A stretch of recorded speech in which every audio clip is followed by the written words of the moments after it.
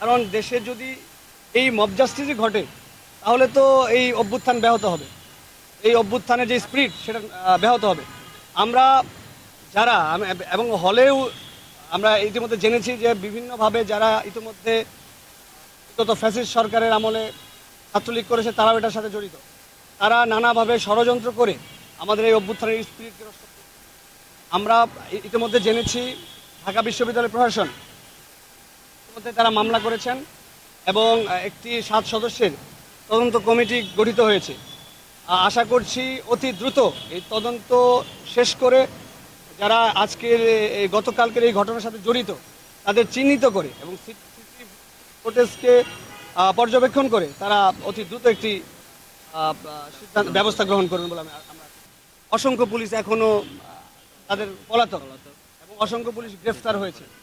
সেই জায়গা থেকে আমরা পুলিশ পুরোপুরি যে সংগঠিত সেটি বলবো না, তবে পুলিশ যেহেতু সরকারের কর্মচারী, তারা সরকারের বেতনভুক্ত কর্মচারী, তাদেরকে অতি দ্রুত সংগঠিত হতে হবে এবং দেশের আইন শৃঙ্খলা রক্ষায় তাদের ভূমিকা পালন করতে হবে। এই জন্য পুলিশের কাছে এটা আমাদের আহ্বান, আপনারা অতি দ্রুত আপনাদের কর্মস্থলে ফিরে আসুন এবং দেশের আইন শৃঙ্খলা রক্ষায় আপনারা তৎপর থাকুন। দখলদারিত্ব, সিট বাণিজ্য, গেস্ট রুম, গণরুম করে শিক্ষার্থীদের এক প্রকার রাজনৈতিক দাসে পরিণত করা, শিক্ষার্থীরা সেই রাজনৈতিক চর্চা এই বিশ্ববিদ্যালয় ক্যাম্পাসে আর দেখতে যাচ্ছে না।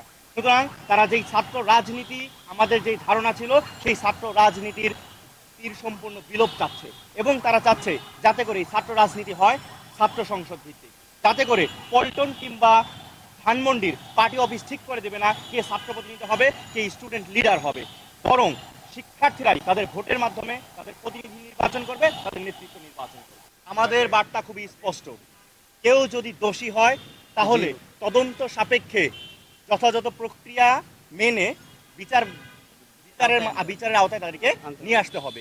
কেউ কোনো প্রকার মব জাস্টিস করলে আমরা কিন্তু সেটা আমরা তাদের বিরুদ্ধেও যদি মব তৈরি হয় আমরা সেটির বিরুদ্ধে, কারণ ছাত্রলীগ করলেই তাকে প্রকাশ্যে মারা যাবে না, কারণ দেশে আইন আছে, দেশে বিচার ব্যবস্থা আছে, এটিকে যথাযথভাবে মেনেই আইনি প্রক্রিয়ার মাধ্যমে আমরা যাব। যদি কেউ মনে করেন যে ছাত্রলীগ করলেই তাকে মারা যাবে, এটা বৈষম্য ছাত্র কখনোই সমর্থন করে, কারণ আইন মেনে এই বিচার প্রক্রিয়া যদি সম্পন্ন না করা হয় তাহলে সেই পুরনো ফ্যাসিবাদী ব্যবস্থার দিকে আমরা ফিরে যাচ্ছি।